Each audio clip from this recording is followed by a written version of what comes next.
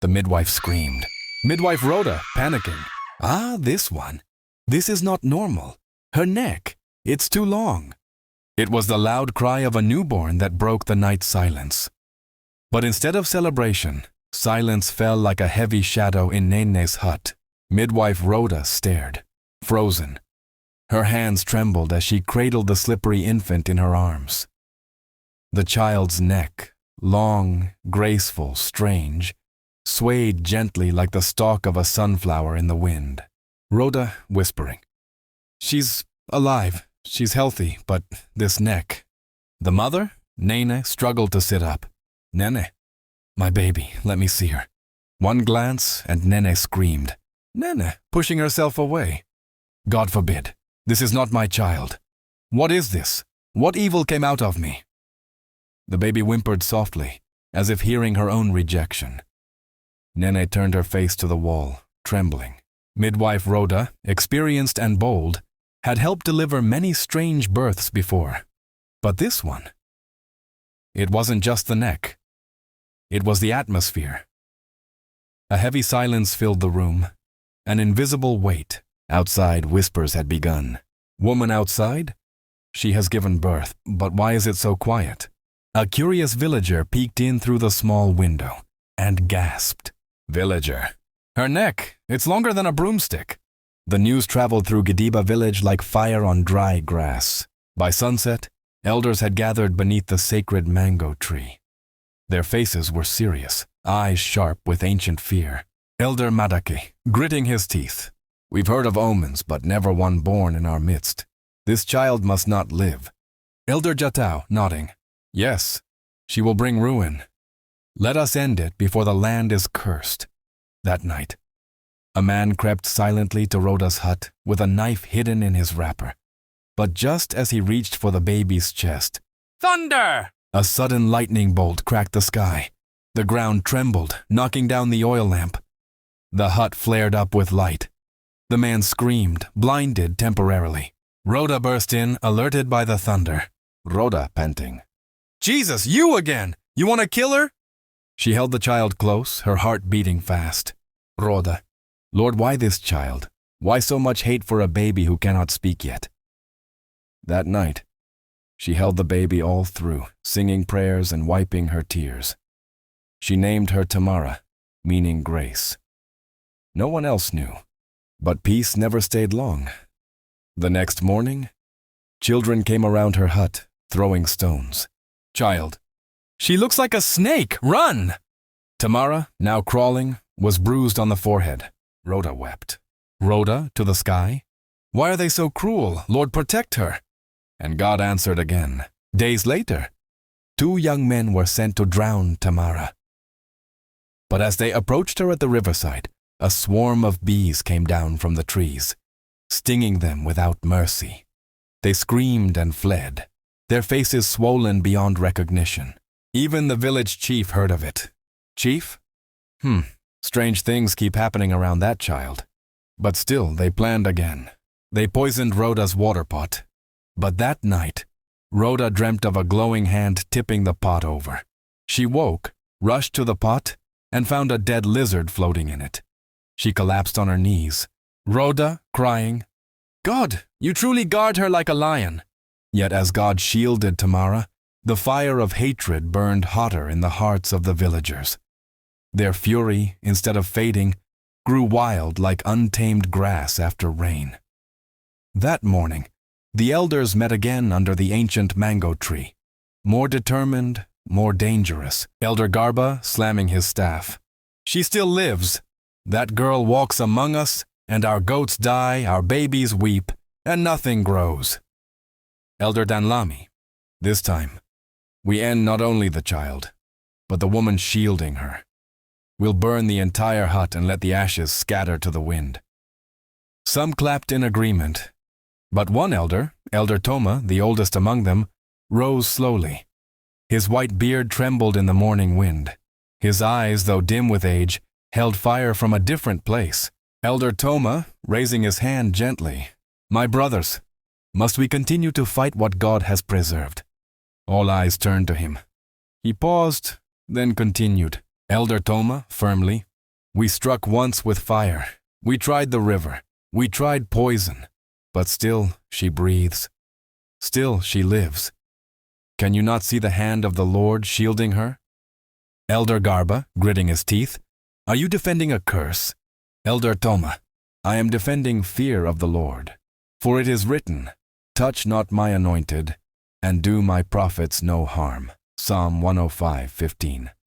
What if this child is not a curse, but a vessel God has chosen? The murmurs grew, but Elder Garba shouted louder. Elder Garba, weakness! This is weakness talking. Leave us, old man. You no longer belong to us.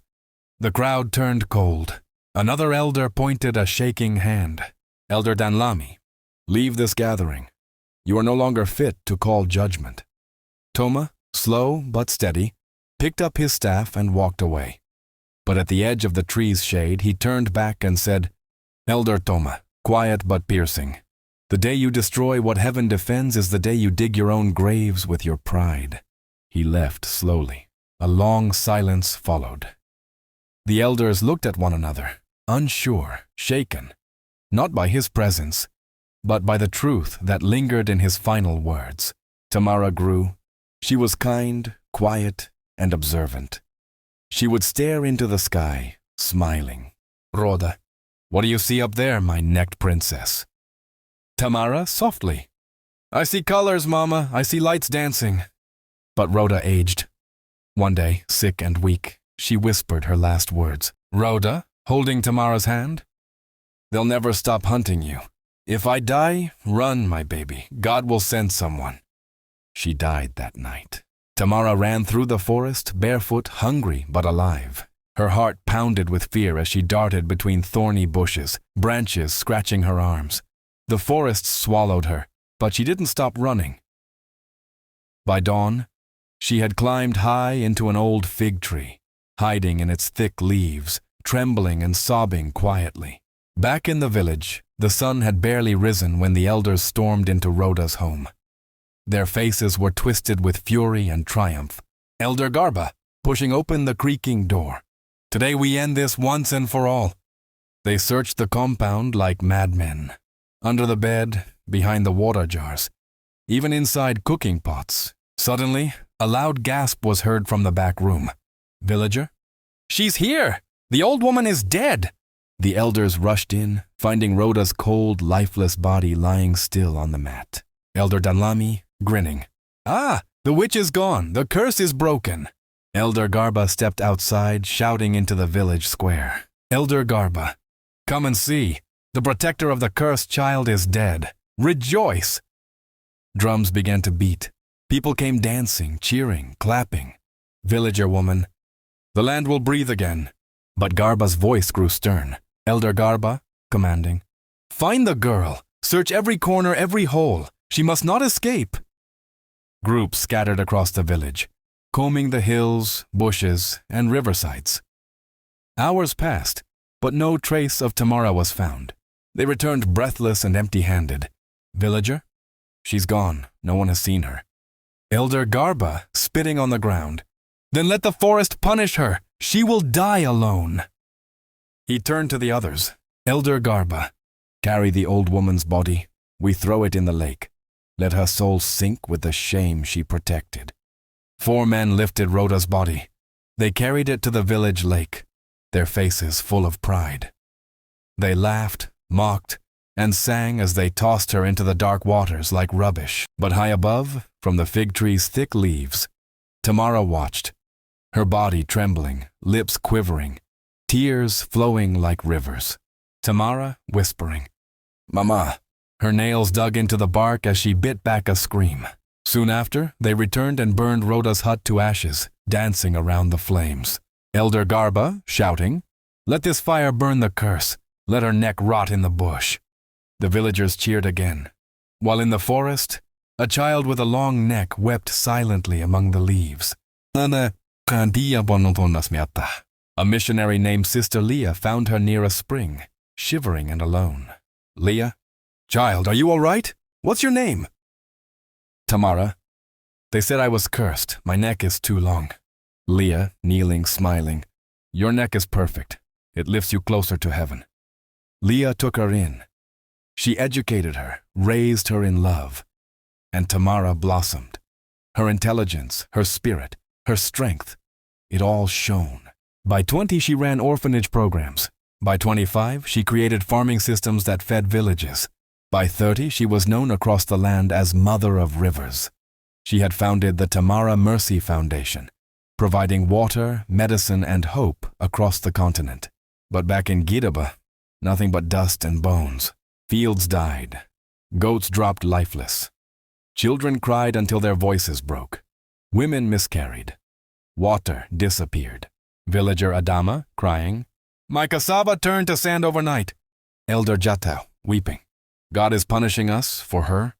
Elder Madakai, now old and half-blind, wept beneath the mango tree, his body trembling from weakness. Madakai, voice cracking, "We feared her, and she was the light."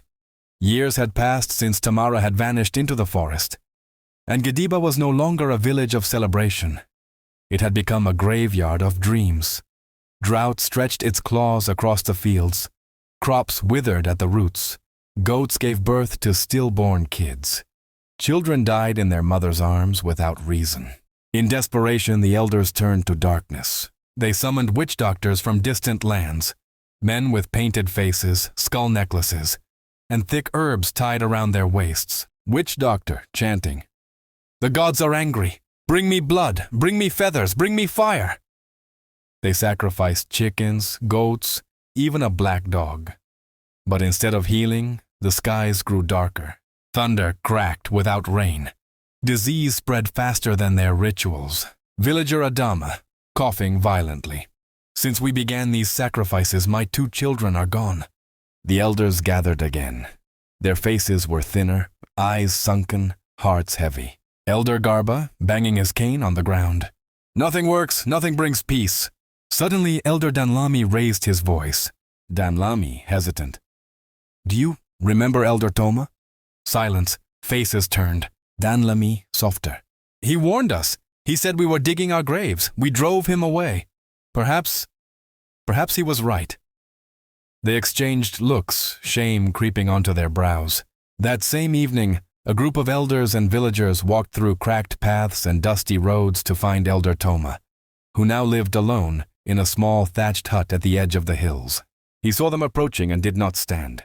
Garba, lowering his head, "Toma, forgive us." Toma stared long and hard. His voice was low but sharp. "Elder Toma, you threw away the vessel God placed in your hands. You called light a curse. You danced around ashes and laughed at mercy." Jatau fell to his knees. Jatau, weeping, "We have suffered. Show us the path to restoration." Toma sighed, then looked toward the sky. "Toma?"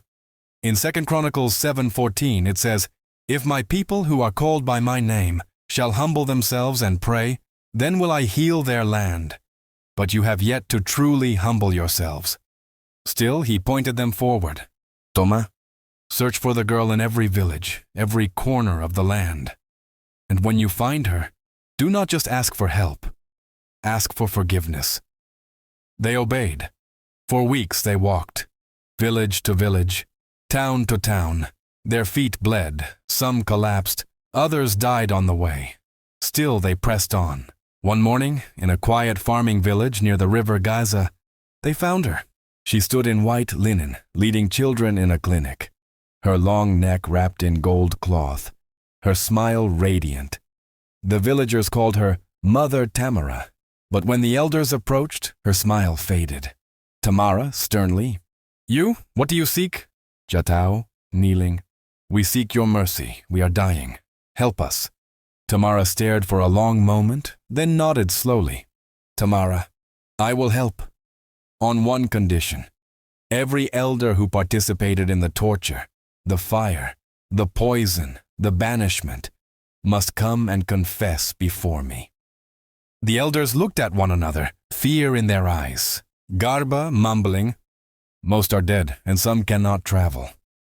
Tamara, firm, "Then carry their names. Dig up your truth. Walk with their shame. I will not heal what you will not confess." They wept, they pleaded, but she turned away. Even Elder Toma refused to help further. Toma, from afar. Mercy without truth is not healing, it is denial. She is right. Proverbs 28:13 says, "He who conceals his sins does not prosper, but whoever confesses and renounces them finds mercy." You want rain without repentance. The elders walked back, broken. Some fell sick along the way.